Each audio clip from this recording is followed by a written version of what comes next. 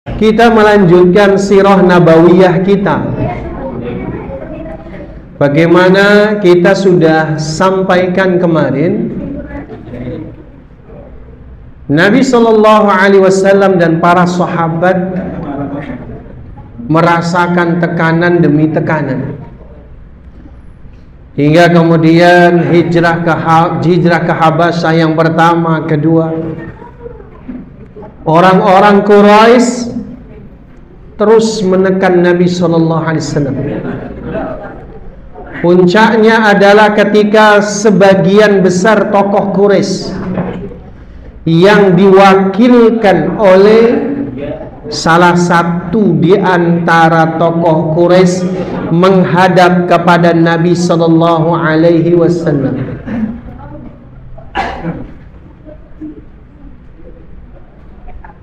Tokoh-tokoh Quraisy tadi menawarkan Imarah bin Al-Walid bin Al-Mughirah. Mereka katakan, "Ya Aba Talib, ini adalah pemuda terbaiknya Quraisy. Kuberikan kepadamu, sementara kamu harus menyerahkan ponakanmu kepada kami untuk kami bunuh." Maka Abu Talib marah seraya berkata, "Wallahi la bi'sa ma tasumunani." Sungguh jelek apa yang kalian tawarkan kepadaku. Kau berikan kepadaku anak kalian untuk aku asuh, sementara balasannya aku harus menyerahkan anakku untuk kalian bunuh. Wallahi ma la yakunu abada. Demi Allah, aku tidak akan menyerahkan selama-lamanya, kapanpun kepada kalian. Nah, latar belakangnya itu begitu.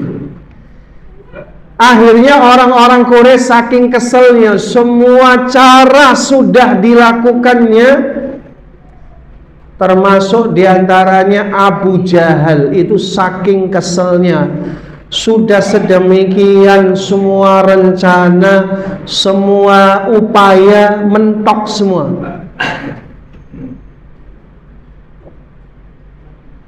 Suatu ketika Rasulullah SAW sedang ada di Bukit Sofa. Lalu pas kebenaran orang lagi kesel ketemu, lihat ada Rasulullah di Bukit Sofa. Abu Jahal bersama kaumnya, bersama anak buahnya mencaci maki Nabi, melecehkan Nabi, sampai nggak tahan dia pukul kepala Nabi dengan batu sampai Nabi berdarah. Nabi tidak bisa balas, bukan karena takut, tapi ketika beliau bereaksi berlebihan, madharatnya lebih banyak. Maka Nabi diam. Lalu ada budak perempuannya Abdullah bin Jud'an. Abdullah bin Jud'an ini orang Quraisy tapi sebenarnya masih baik. Dia nggak ikut-ikutan kayak Abu Jahal. Dia punya budak perempuan. Nah, budak perempuan dari Abdullah bin Jud'an, karena punya kekerabatan dengan atau pertemanan yang lekat dengan Hamzah, maka budak perempuannya Abdullah bin Jud'an segera memberitahu Hamzah bin Abdul Muttalib, pamannya Nabi Muhammad SAW. Kalau bicara usia, itu cuma kurang dari 2 tahun dengan usia Nabi SAW. Jadi Hamzah lebih tua kurang lebih 2 tahun kurang daripada Nabi SAW. Maka begitu mendengar ceritanya budak perempuannya Abdullah bin Jud'an, meradang, marah Hamzah. Betapa dia mencintai ponakannya luar biasa. Hamzah itu karena sering sepermainan dengan Nabi SAW, sering. Bahkan beliau 2 kali termasuk saudara sepersusuan Nabi,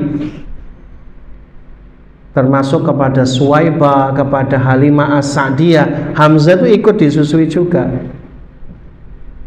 Maka ikatan batin cinta kepada ponakannya sudah sangat mengakar dalam sekali. Mendengar keponakannya yang tercinta itu dipukul pakai batu hingga berdarah oleh Abu Jahal, Hamzah yang baru pulang berburu. Hamzah ini Pak, bukan pedagang. Dulu profesi yang paling mulia selain berdagang itu, karena beliau ini orang yang menjunjung keperwiraan, jadi yang lebih terhormat profesi pada saat itu adalah berburu. Dia berburu Pak, berburu binatang buas, berburu hewan-hewan tangkapan. Jadi memang salah satu di antara profesi. Maka sepulang dari berburu itu dia segera datangi Abu Jahal. Hamzah itu biasanya berburu dengan salah satunya dengan anak panah, dengan tumbak, semuanya bisa Hamzah. Akhirnya apa?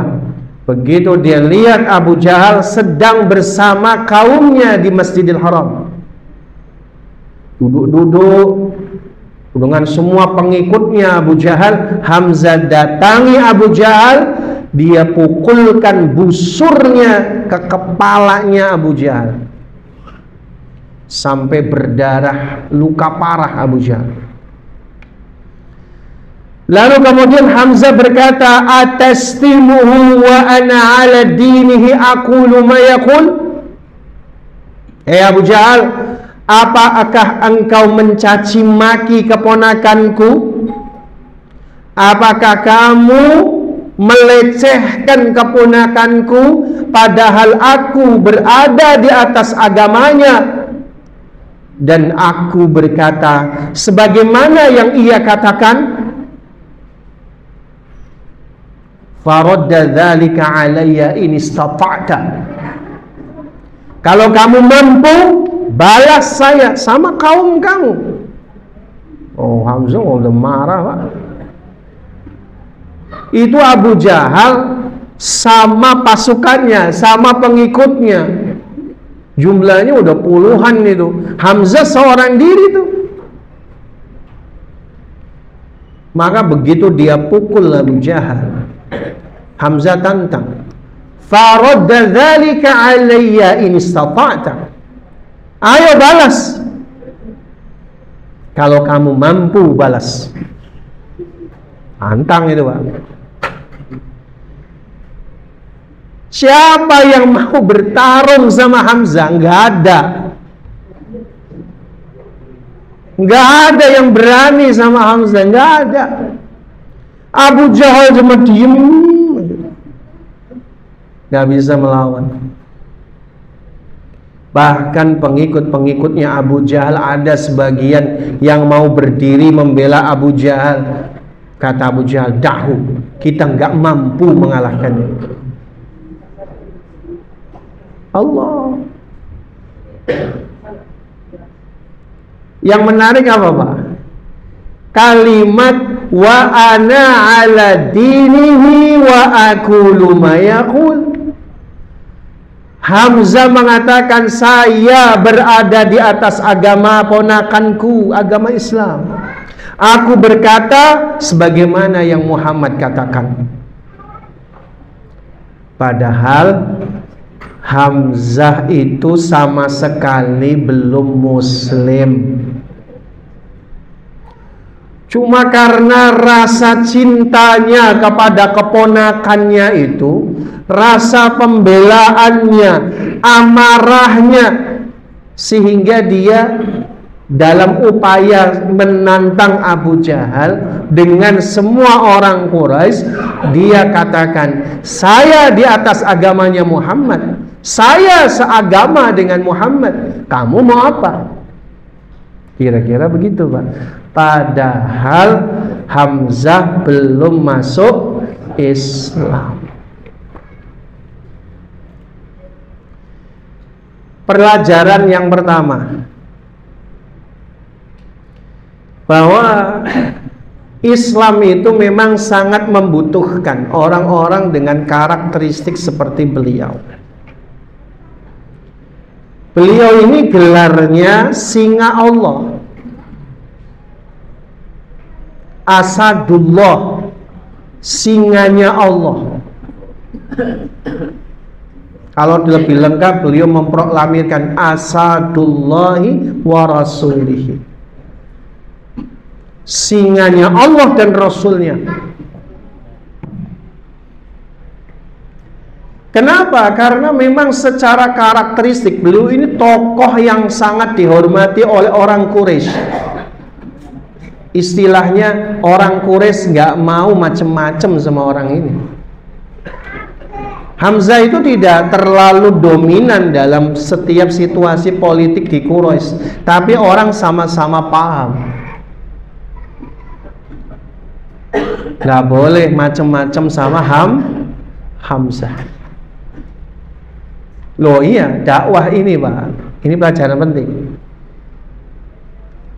Selain kita kemarin bahas berkaitan dengan sumuliyatuz zaman wal makan, bahwa dakwah ini mengakomodir situasi apapun, dimanapun, kapanpun, selalu selaras.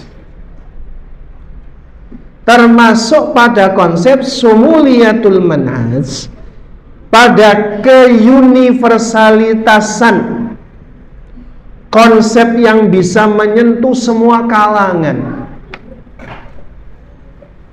Islam tidak hanya menyentuh orang-orang yang grassroots, orang-orang yang ada di bawah, orang-orang yang inferior, orang-orang yang secara peradaban marginal, dipinggirkan. Islam mampu menyentuh itu, jelas. Tapi Islam juga betul-betul bisa menyentuh kalangan intelektualitas. Faktanya bahwa Al-Quran sendiri dengan semua ajaran yang dibawa oleh Nabi selalu selaras dengan intelektualitas. Tapi juga Islam itu menyentuh kaum aristokrat, bangsawan, orang-orang tokoh-tokoh. Ya, saya yakin semua di sini adalah tokoh. Bapak-bapak ini tokoh. Tokoh minimal di masing-masing rumahnya, kan? Ya, paling tidak punya umat lah. Umatnya siapa? Anak istri, kan? Maka Pak, figuritas seperti Hamzah ini diperlukan, yang kira-kira kalau dia ke kanan 100 orang ke kanan. Gimana Pak? Bismillah.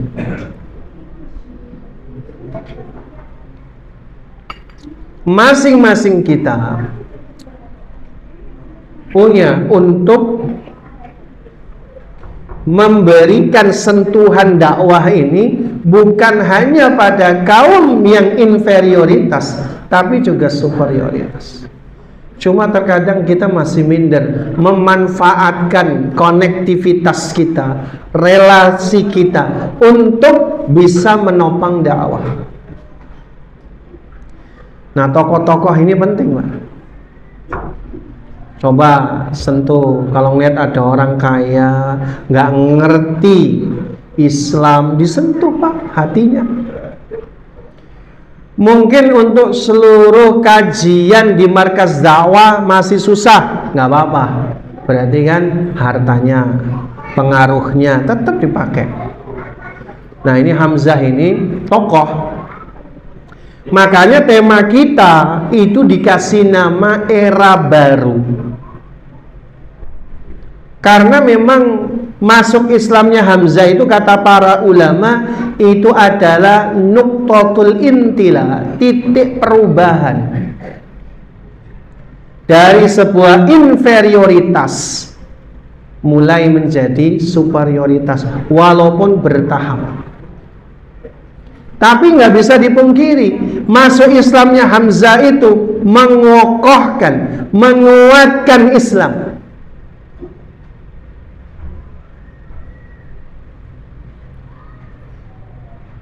Jadi ini pelajaran yang pertama. Pelajaran yang kedua, dakwah itu Pak selaras dengan cinta.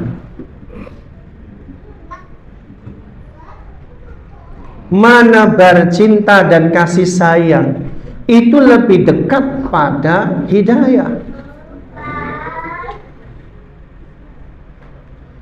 Kita bisa dengan segala retorika, bisa. Cuman kalau kita menggunakan bahasa cinta, bahasa cinta itu bukan berarti pembahasannya cinta terus, bukan. Tapi maksudnya dengan sebuah hubungan yang mesra, hubungan yang baik, yang tulus, bersaudara, saling tolong menolong, maka dia lebih dekat untuk mendapatkan hidayah. Saya sering bilang maknanya begini, bahwa dalam qawaidud dakwah, konsep berdakwah itu ada pola kaidah namanya al-ihsanu qoblal bayan. Berbuat baik yang menumbuhkan cinta baru menjelaskan. Bapak mendakwahi istri saja. Di sini kayaknya ya banyak yang nggak bawa istri ke sini. Yang bawa istri paling 1, 2, 3, 4. Ada yang nggak bawa istri?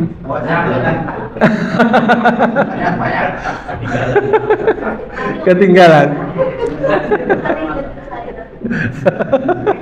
Kok pada nengok antum semua? Oh gitu ya. Insyaallah.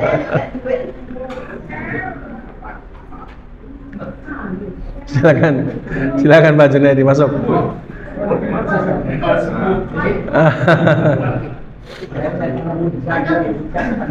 Loh iya, harus pakai bahasa cinta. Saya sering bilang pakai bahasa cinta, jangan mengintimidasi.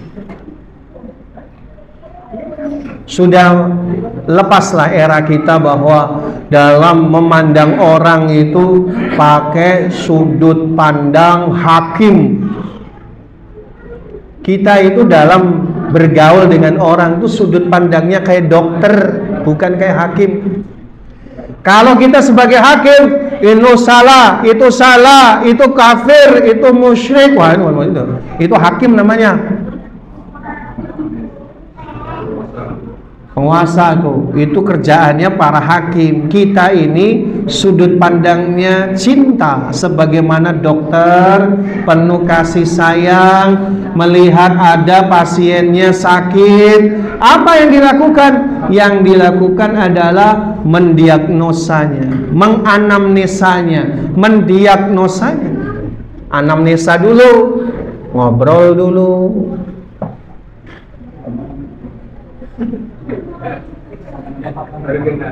Anamnesa itu apa Pak? Wawancara, ngobrol. Lah ini ngobrol nggak pernah, ngopi bareng juga enggak, tiba-tiba tunjuk-tunjuk. Nah ini eranya nggak gitu. Jadi cinta itu lebih dekat pada hidayah. Hamzah itu titik tolaknya, dia cinta banget sama ponakannya, sayang. Maka karena dia sayang sama ponakannya, pembelaannya itu justru dekat dengan hidayah. Makanya pakailah bahasa cinta. Pakai namanya love language, Pak. Bahasa cinta. Beda-beda, kita itu beda-beda bahasa cinta kita tuh. Ada yang act of service, pelayanan. Ada orang-orang yang terutama tokoh-tokoh itu yang memang kita ngelayanin. Orang-orang ada yang baru datang ke markas dakwah kajian harus dijemput dulu. Ada, memang pelayanan dia. Datangi, jemput, nggak apa-apa. Jangan bilang alah capek saya jemput terus, jangan. Memang ada orang-orang model begitu. Ada yang kalau nggak dijemput nggak berangkat di sini.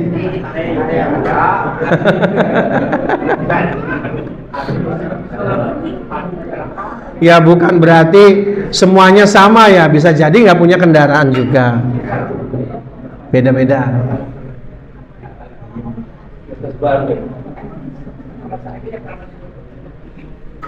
Ada juga dengan physical touch, sentuhan fisik, bareng-bareng kayak gini. Nanti hari Ahad motoran, itu ada memang bahasa cintanya dengan physical touch dan quality time namanya.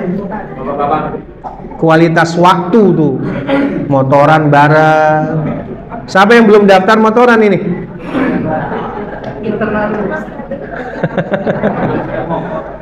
Ya, saya untuk kali ini izin lah. Kalau next cari tanggal merah, saya ikut. Kalau tanggal merah, saya senang motoran. Terus, ini namanya bahasa cinta. Cinta itu lebih dekat pada hidayah. Jadi kalau kita itu hanya intimidasi nggak bisa.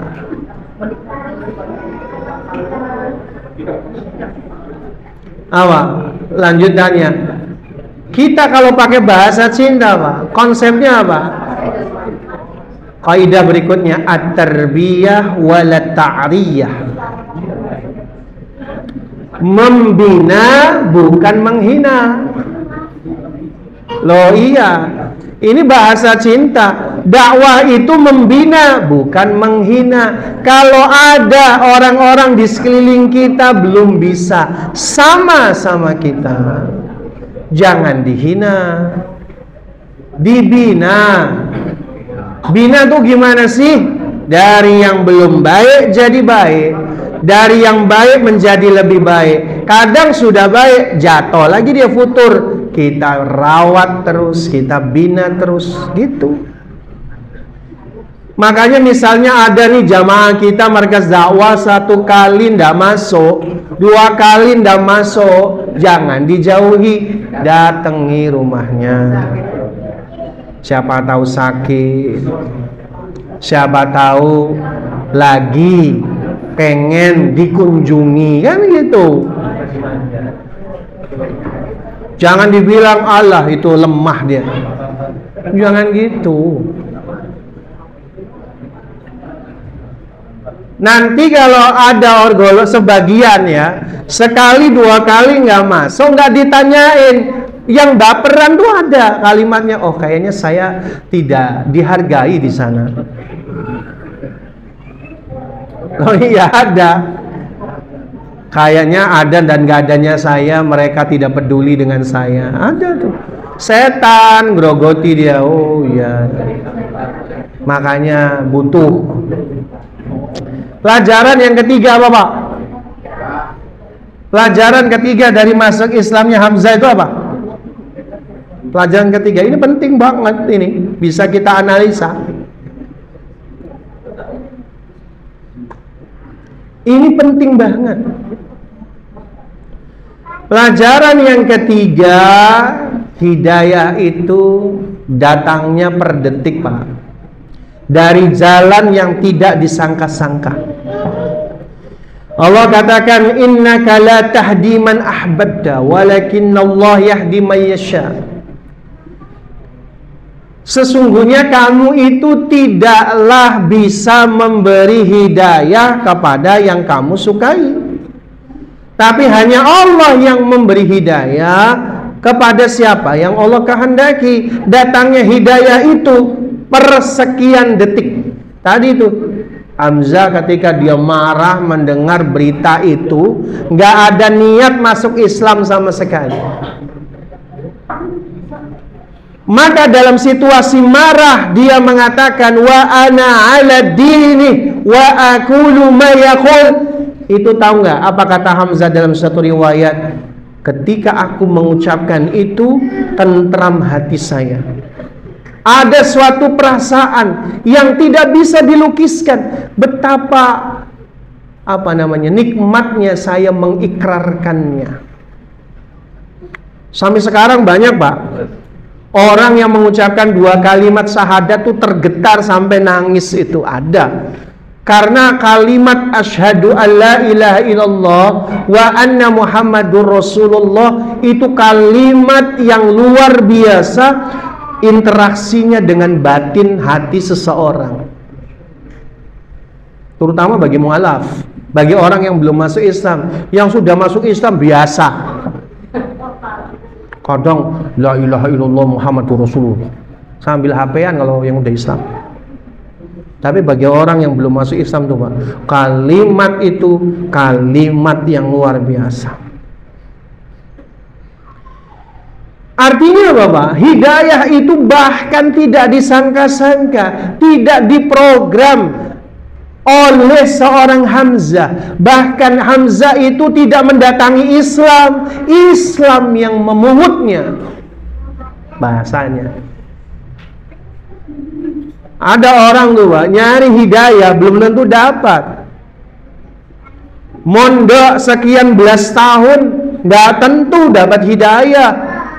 Belum tentu, Pak.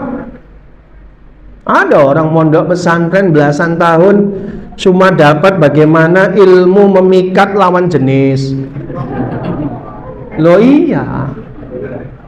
Ada yang mondok belasan tahun ilmunya adalah bagaimana menangkap jin ifrit. Loh iya, ada. Belasan tahun menimba ilmu tuh. Jadi ilmunya itu cara menangkap jin ifrit.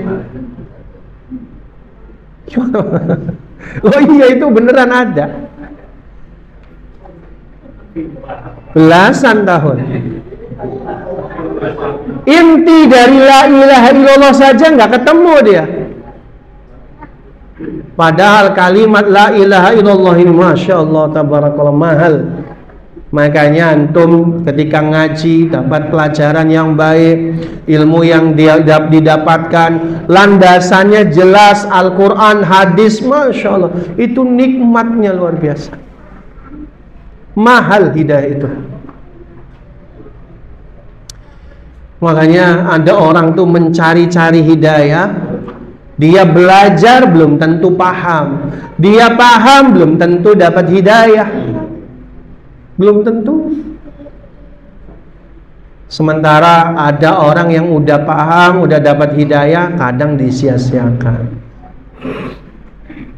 Nah makanya jangan tunggu nanti-nanti, Pak. Kenapa? Karena kalau nanti-nanti hidayah Allah cabut. Pelajaran dari Imam Al-Baghawi ketika menafsirkan surat Ali Imran 133. Allah Ta'ala berfirman, a'udzu billahi minasyaitonir rajim, wasari'u ila maghfiratin min rabbikum wa jannatin 'arduhas samawati wal ard u'iddat lil muttaqin. Itu kata beliau, kata sari'u, badiru, sabiqu. Kenapa Allah sebutkan begitu? Dalam surat Al-Hadid 21 pakai kalimat sabiqu. Kata beliau, sari'u badiru sabiqu ilal a'mali shalihah.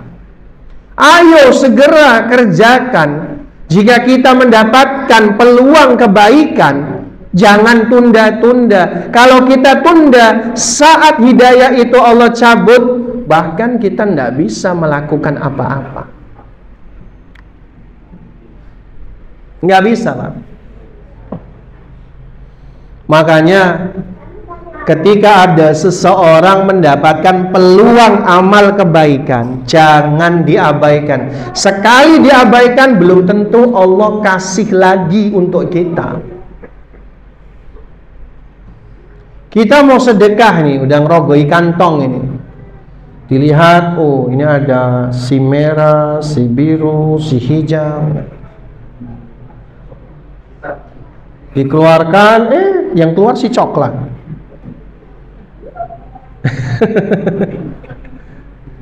Si coklat tuh apa? Berapa? 2000-an.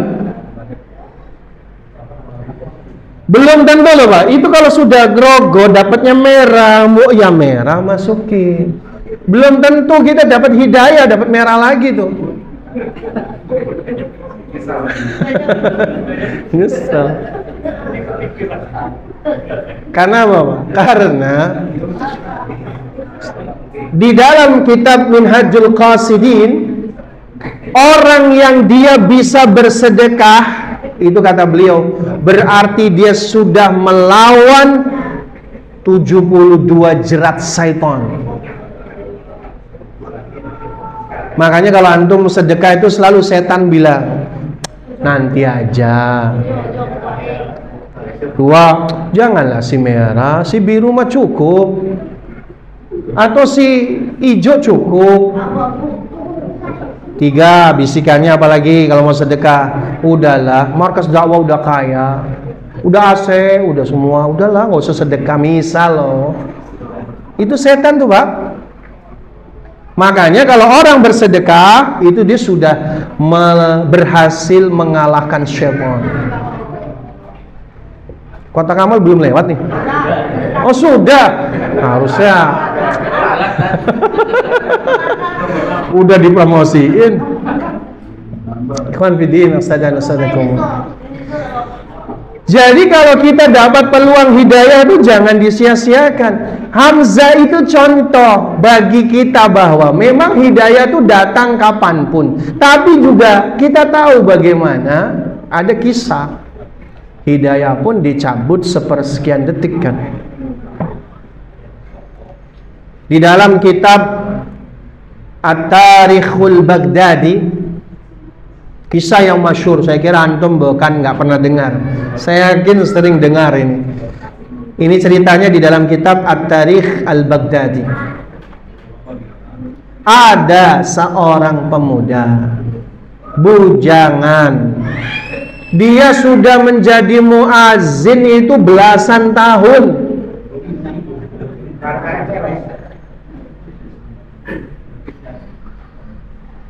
Ada yang kalau jadi muazin belasan tahun itu apa kata Nabi? Dijamin masuk surga. Tapi ketika dia naik menara di suatu zuhur ketika itu, dia melihat di samping masjid itu, karena di Mesir, ini kejadiannya di Mesir, dulu masjid itu take over dari gereja yang sudah kosong. Di sampingnya itu ada rumah orang Nasrani. Lihat wanita cantik banget. Selesai azan, dilamar si wanita ini.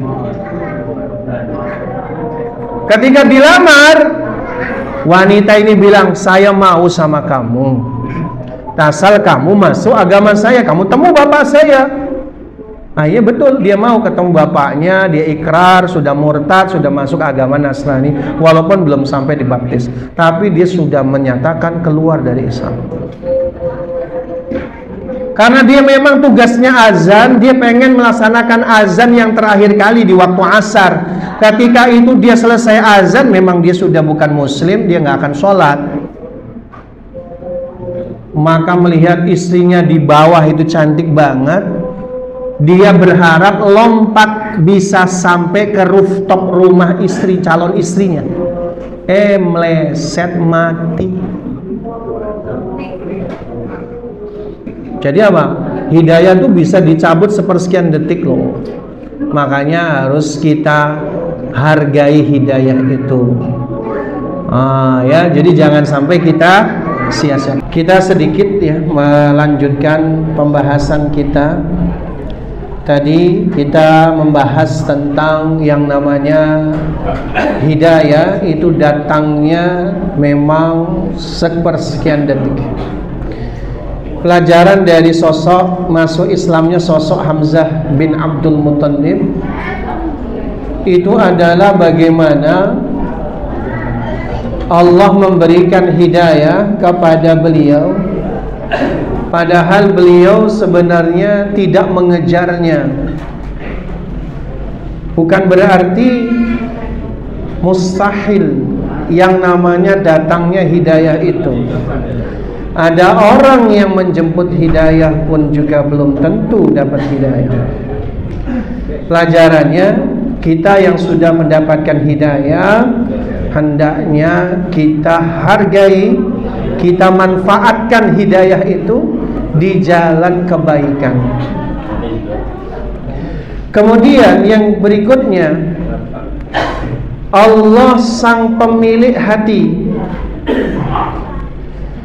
Bahwa kita lihat perubahan hati seorang Hamzah, Allah bolak-balikkan hati itu, Masya Allah, Tabarakallah. Bukan kita yang membolak-balikkan hati, tapi Allah yang membolak-balikkan hati manusia.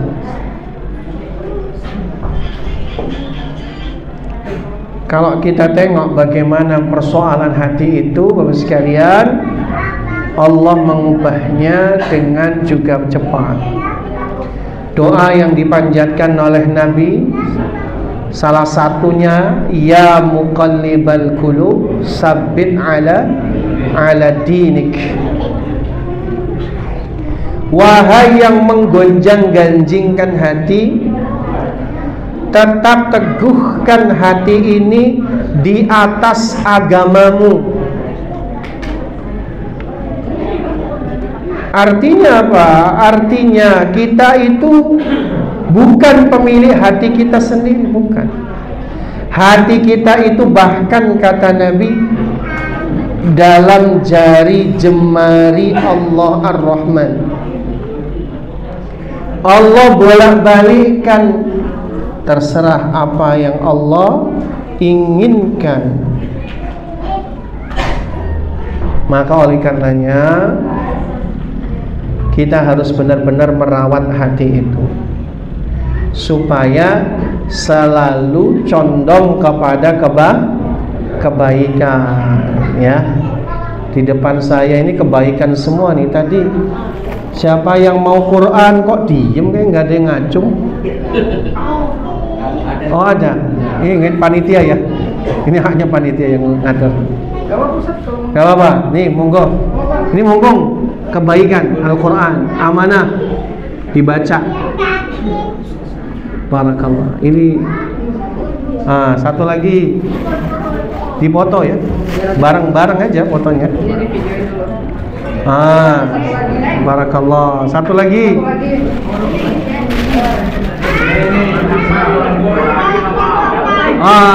Udah habis lah. Nggak apa-apa. Nanti ada lain.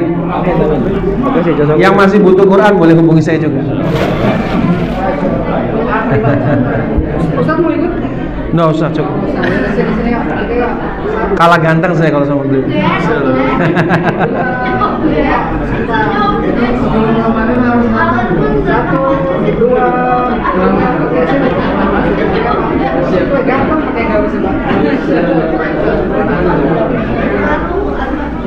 Kopi sudah, sate sudah, doormat sudah, hadiah Quran sudah, yang tersisa kotak ini yang belum. Siapa yang belum? Saya ambil satu. Yang belum siapa Pak? Yang belum bawa? Nggak mesti di rumah antum. Ini kasih ke saudara antum. Siapa Pak? Hah? Yang belum? Satu lah, ini biar bisa pulang ini. Ada Pak? Satu orang yang antum bisa bidik. Ini berlomba-lomba dalam kebaikan loh Pak. Kan kalau misalnya nggak dapat juga nggak dimarah. Ini peluang amal kebaikan. Siapa sih yang marahin? Enggak. Nah, siapa Pak? Hah? Yang sudah boleh nambah loh Pak. Ada Pak? Hah? Nambah celengan. Nah, cukup. Nggak ada nih. Nggak ada nih Pak, bener. Nggak kasih ke orang nggak apa-apa tuh Pak. Amanah tapi. Ada Pak? Kayaknya malu-malu loh. Malu-malu. Nanti kayaknya habis ini langsung borong-borong 3 ya. Baik sekalian, itu saja. Kalau ada yang mau ditanyakan, ada Pak?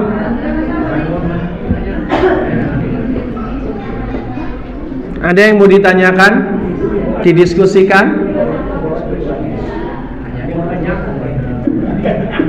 Ada? Nggak ada? Nah, silakan Pak Ji. Pakai mic aja lah biar ketemu tadi kalau tadi. Tar.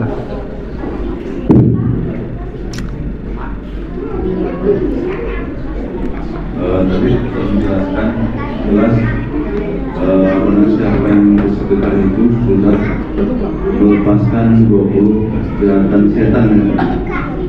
70? 72 jeratan setan itu belum jadi belum dapat. Ya. Assalamualaikum warahmatullahi wabarakatuh.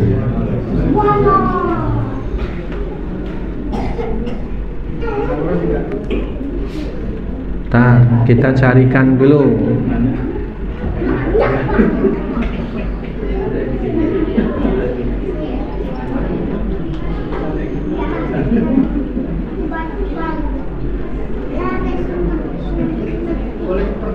Ya, boleh pertanyaan kedua.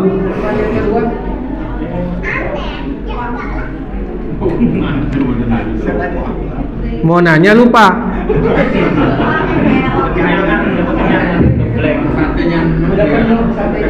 Sudah penuh. Nah. Nanti yang tadi Mas ya. Yang tadi.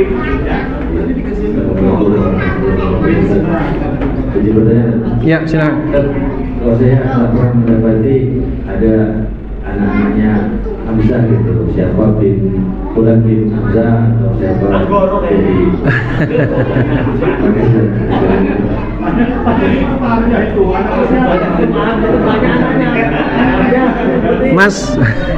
Mas Hamzah boleh jawab ini, namanya beliau Hamzah. Mau dilanjut pertanyaan atau di stop dulu? Stop dulu aja. Yang saya tahu ya, kalau anaknya Hamzah, nanti saya carikan Pak Haji aman, insyaallah. Ada anaknya Hamzah itu namanya Umairah. Umairah itu putra tunggalnya Hamzah. Jadi Umairah ini putra tunggalnya Hamzah. Putra ya, kalau putri, beliau punya seorang putri namanya Fatimah. Cuman memang kalau menurut Imam Ibnu Sa'ad dalam kitab Tabaqatsnya, Umairah ini nggak detail disebutkan dalam cerita. Yang jelas pasca Hamzah wafat, maka Umairah diasuh oleh saudari kandungnya yaitu Fatimah. Mengingat ketika wafat Umairah masih sangat kecil. Terus berkaitan dengan tadi pertanyaan Pak Haji Aman ya, Saya mendapatinya ada di kitab Mukhtasar Minhajul Qasidin. Nanti ya, kalau kita bicara redaksi, saya lagi carikan ya.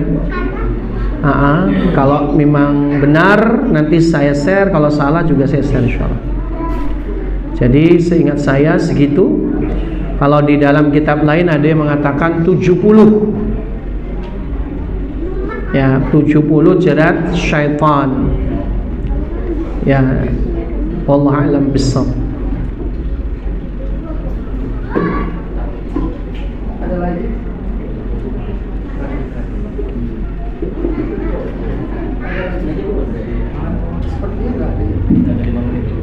Masih ada 5 menit. Ayo Pak. Ada yang mau didiskusikan atau kita cukupkan sampai di sini?